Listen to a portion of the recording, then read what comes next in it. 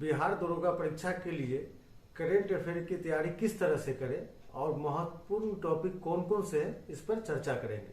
नमस्कार, मैं हूं अमरनाथ प्रसाद। दोस्तों, जैसा कि हम सभी जानते हैं कि बिहार दरोगा की पीटी की परीक्षा में 100 क्वेश्चन पूछे जाते हैं। प्रत्येक क्वेश्चन 2 नंबर का होता है, अर्थात 200 नंबर की परीक्षा होती है। 100 क्वेश्चन में 20 से 25 क्वेश्चन करेंट अफेयर के पूछे जाते हैं।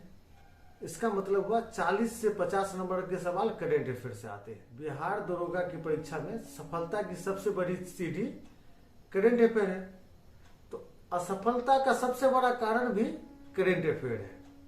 तो हम देखते हैं कि ग्रामीण क्षेत्र के छात्र या छोटे शहरों के छात्र क्या करते हैं, हिस्ट्री पढ़ लेंगे, ज्योग्राफी पढ़ लेंगे, पॉलिटी पढ़ लेंगे, साइंस पढ़ लेंगे, सब चीज पढ़ लेंगे। करेंट अफेयर की तैयारी लास्ट एक सप्ताह में करेंगे। जबकि किसी भी कॉम्पिटिटिव एग्जाम्स, दरोगा की परीक्षा हो या कोई परीक्षा हो, करेंट अफेयर की तैयारी जिस मंथ में परीक्षा है उससे पीछे 1 साल की जाती है। अब तो ये भी हो गया है कि आप 18 महीना की तैयारी करके जाते हैं। इसका मतलब हो गया कि आप करेंट अफेयर की एक मैगजीन पढ़ते हैं तो 18 मैगजीन पढ़नी होगी। तो 7 दिन में 18 मैगजीन कैसे पढ़ सकते हैं? 1 महीना में 18 मैगजीन कैसे पढ़ सकते हैं? अगर दरोगा की परीक्षा में पास होना चाहते हैं तो डे 1 से आपको करेंट अफेयर की तैयारी करनी होगी, तभी जाके आपको सफलता मिलेगी, नहीं तो असफलता निश्चित है। ग्रामीण क्षेत्रों के विद्यार्थी हद कर देते हैं, इतना गलत निर्णय लेते हैं और अपना एक मौका, एक अवसर गंवा देते हैं। तो दोस्तों, आज जो हमारा विषय है, हम चर्चा करेंगे कि करेंट अफेयर में महत्वपूर्ण टॉपिक क्या क्या है, क्या क्या पढ़े और कौन सी मैगजीन पढ़े। चलिए शुरू करते हैं। दोस्तों, आज का महत्वपूर्ण टॉपिक है करेंट अफेयर में राष्ट्रीय घटना, अंतर्राष्ट्रीय घटना और आर्थिक घटना पढ़ते हैं।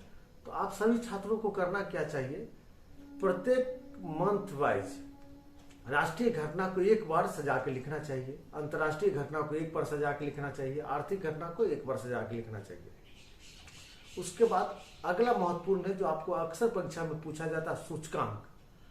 तो सभी सूचकांक को 1 पेज में लिख ले ताकि कंफ्यूजन न रहे, याद करने में सुविधा हो कि किसी भी सूचकांक में प्रथम स्थान किसका है, अंतिम स्थान किसका है, भारत की क्या स्थिति है, उसका नोट्स में व्यवस्थित ढंग से सजा के लिखिए। उसके बाद है सम्मेलन। दोस्तों, पूरे दुनिया में अंतर्राष्ट्रीय संस्थानों के सम्मेलन होते रहते हैं, उससे अक्सर सवाल आता है, जैसे G20 सम्मेलन, आसियान सम्मेलन, सार्क सम्मेलन, नाटो सम्मेलन। तो ये कहाँ संपन्न हुआ है, इसके बारे में याद रखना जरूरी है। इसको भी नोट्स में एक जगह व्यवस्थित कर ले। पुस्तक। दोस्तों, करेंट अफेयर में ऐसे पुस्तकों के बारे में पूछा जाता है जो किसी बड़े पर्सनालिटी के द्वारा लिखा गया हो, बड़े नेताओं द्वारा, बड़े विद्वानों द्वारा लिखा गया हो, या जो विवादित हो गया हो, वहां से भी देखते हैं हम लोग क्वेश्चन आता है। तो इसको एक जगह व्यवस्थित करके रटे, याद करें, बच्चा की तरह रटे, याद करें। प्रधानमंत्री एवं राष्ट्रपति, अगला टॉपिक है प्रधानमंत्री एवं राष्ट्रपति। दोस्तों, दुनिया में हर जगह चुनाव होता रहता है, राष्ट्रपति प्रधानमंत्री बदलता रहता है। अक्सर आपको मैगजीन में इसके बारे में जानकारी मिल जाएगी, किस देश में कौन प्रधानमंत्री बना है, कौन राष्ट्रपति बना है। इसको भी व्यवस्थित ढंग से अपने नोट्स में सजा ले ताकि याद करने में सुविधा हो। अगला टॉपिक है राज्यपाल। अक्सर आजकल हम देख रहे हैं कि राज्यपाल से क्वेश्चन पूछ लिया जाता है कि किस राज्य में कौन राज्यपाल है। मुख्यमंत्री से नहीं पूछा जाता है, क्योंकि हम लोगों को याद रहता है। राज्यपाल के बारे में पूछ लिया जाता है। जैसे ही राज्यपाल की बदली हो, ट्रांसफर हो, इसको एक व्यवस्थित ढंग से सजा के लिख ले। अगला टॉपिक है सरकारी संस्थानों के अध्यक्ष। दोस्तों, जैसे सेबी, RBI, सुरक्षा सलाहकार, आर्थिक सलाहकार, ऐसे पदों पे, बड़े पदों पे जो नियुक्त होते हैं, उनके बारे में व्यवस्थित ढंग से, क्रमबद्ध ढंग से अध्ययन करें। वहां से बहुत ज्यादा सवाल पूछा जाता है। अगला है महत्वपूर्ण तिथियां। कोई भी मैगजीन लेंगे दोस्तों, तो महत्वपूर्ण तिथियां उसमें दिया रहता है। खासकर स्वास्थ्य से संबंधित, पर्यावरण से संबंधित जो महत्वपूर्ण तिथियां, उसको रट ले, याद कर ले। करेंट अफेयर के साथ साथ जीके का भी सवाल है, ये आपको याद रहना भी चाहिए। अगला टॉपिक है अंतर्राष्ट्रीय खेल।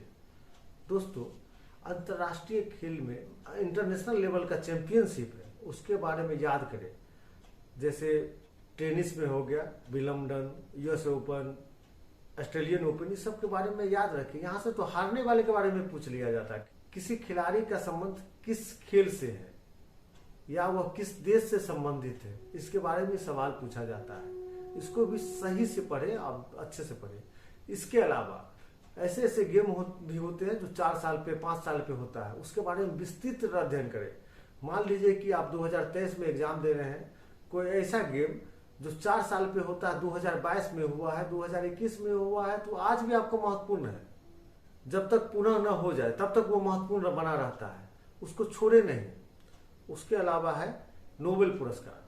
नोबेल पुरस्कार प्रतिवर्ष दिया जाता है। नोबेल पुरस्कार किस व्यक्ति को किस क्षेत्र में मिला है, किस अनुसंधान के लिए मिला है, इसको भी अच्छे से याद करें, डट के याद करें। ऑस्कर पुरस्कार फिल्म क्षेत्र में दिया जाता है। ऑस्कर में सर्वश्रेष्ठ अभिनेता का पुरस्कार किसको मिला है, सर्वश्रेष्ठ अभिनेत्री का पुरस्कार किसको मिला है, सर्वश्रेष्ठ फिल्म का आविष्कार किसको मिला है, उसके लिए भारत का कौन सा फिल्म नामित किया गया था सरकार की तरफ से, यह सब विस्तृत जानकारी, स्पष्ट जानकारी रखे। सर्वश्रेष्ठ पुरस्कार जिस फिल्म को मिला उसके डायरेक्टर का नाम याद कर ले। अगला है कि अंतर्राष्ट्रीय स्तर पर जो बड़े पुरस्कार हैं, गांधी शांति पुरस्कार हो गया, इसके साथ साथ अनेक पुरस्कार ऐसे हैं जो अंतर्राष्ट्रीय लेवल के हैं और दिए जाते हैं, जो प्रसिद्ध पुरस्कार, उसके बारे में जानकारी रखें और उसको स्पष्ट याद करके रखें। जब हम करेंट अफेयर की तैयारी करते हैं तो हमको एक बात का ध्यान रखना चाहिए कि कभी भी हम मानक मैगजीन से तैयारी करें। और आप हिंदी माध्यम के छात्र हैं तो आपके लिए सबसे अच्छी मैगजीन प्रतियोगिता दर्पण है, बहुत अच्छी मैगजीन है। अगर आप प्रतियोगिता दर्पण से तैयारी करते हैं तो आपको क्रमबद्ध और व्यवस्थित ज्ञान प्राप्त होगा। उसके साथ साथ जीके की भी तैयारी हो जाएगी और उसमें कोई भी आंसर गलत नहीं रहता है, व्यवस्थित ढंग से दिया जाता है, सभी टॉपिक को वो कवर करता है। अगर प्रतियोगिता दर्पण से आप तैयारी करते हैं तो कोई भी टॉपिक आपका छूटेगा नहीं। इसके अलावा परीक्षा के समय में 18 महीने या 16 महीने का जो हम मैगजीन पढ़ते हैं, पढ़ना मुश्किल होता है। करेंट अफेयर की तैयारी नोट्स बना के करना चाहिए। किसी टॉपिक को आप याद रख कर रखे हैं जनवरी में, तो हो सकता है फरवरी में परिवर्तित हो जाए, तो आपके दिमाग में कंफ्यूजन पैदा होगा।